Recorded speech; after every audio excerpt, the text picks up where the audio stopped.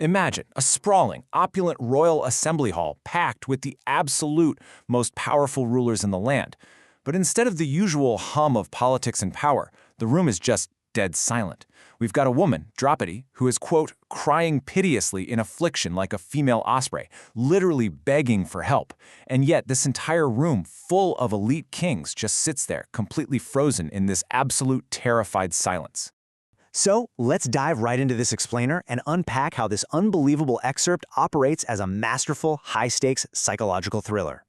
We're going to break down the intense power dynamics, the brilliantly cruel traps set within this assembly, and the invisible chains holding back unimaginable violence.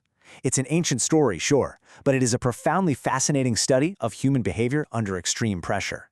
Section 1. The Assembly Hall in Shock. A room paralyzed. To really get this scene, we have to grasp the insane physical contrast happening in this space. We have a weeping woman pleading for her freedom and dignity, right? But the text explicitly tells us the kings uttered not a word from fear of Duryodhana. The huge takeaway here is that these kings aren't silent because they just don't care. It's not apathy, it is absolute paralyzing terror directed at one single man who has somehow managed to seize total control of the room's psychological atmosphere. It's a pretty chilling reminder of how fast a room full of incredibly powerful people can be completely shut down by the sheer force of one person's intimidation. Moving to Section 2.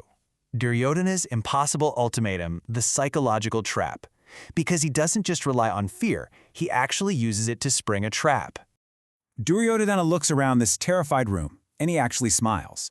He smirks at the kings, turns to Draupadi, and springs this brilliantly cruel legal trap on her husbands. On one side, he tells them, hey, all you have to do is declare your eldest brother, Yudhishthira, a liar. Say he isn't your lord. Do that, and Draupadi wins her freedom on the spot. But on the flip side, if they uphold their sacred honor and acknowledge Yudhishthira as their lord, they have to accept their condition of absolute slavery. He's forcing them into this agonizing corner. Betray your highest moral law and your brother, or condemn your wife to suffering. It's the ultimate, perfectly designed, no-win scenario. Section 3. The court reacts. The shifting power dynamics. A trap like this instantly fractures the whole room. This brilliantly illustrates the diverse power dynamics at play here. You can almost hear the actual sound design of the room shifting. On one side, you've got Duryodhana's partisans, the Kauravas, and they are absolutely thrilled, loudly applauding this sadistic loophole. They're shouting approvingly, making triumphant signs to each other with their eyes and lips. But underneath all that loud noise, there are these hidden sounds of distress. We're talking whispered groans of ooh and alas from the other kings who are just completely helpless to intervene. They can only turn their faces sideways, staring at Yudhishthira in agonizing suspense, waiting to see how morality itself will answer this impossible puzzle. The whole place is a powder keg, just waiting for a spark. Section 4. Bhima's explosive vow of loyalty, the threat of violence. Suddenly, the busy hum of all those voices just drops to dead silence. Let me ask you, how do you escape an unbreakable trap? Think about the absolute strategic nightmare these heroes are facing right now. Duryodhana has woven this web of words and legal arguments that offers literally no way out without sacrificing something sacred. When intellectual and legal arguments completely fail, what is the next logical human response? Let's see how this tension boils over when Bhima enters the fray.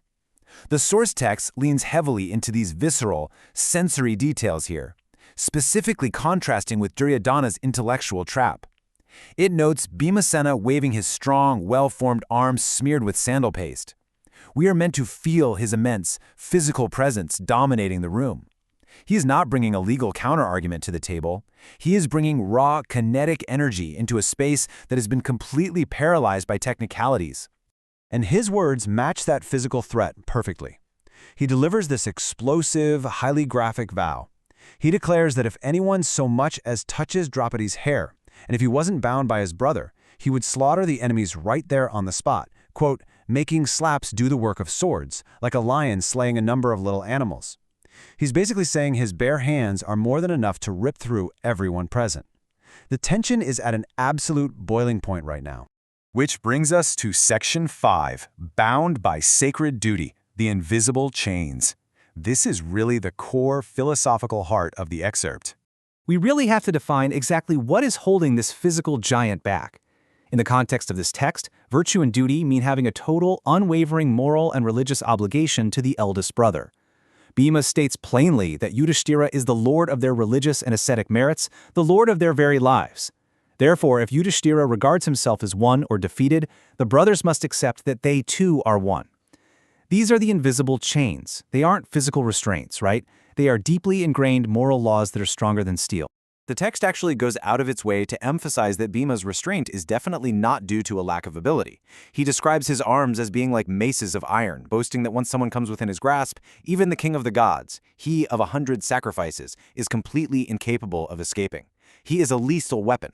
So his inaction is a conscious, deeply agonizing choice. He's literally standing there, fully capable of ending the entire conflict with explosive violence, but he's choosing not to, purely to uphold the honor and reverence due to his eldest brother.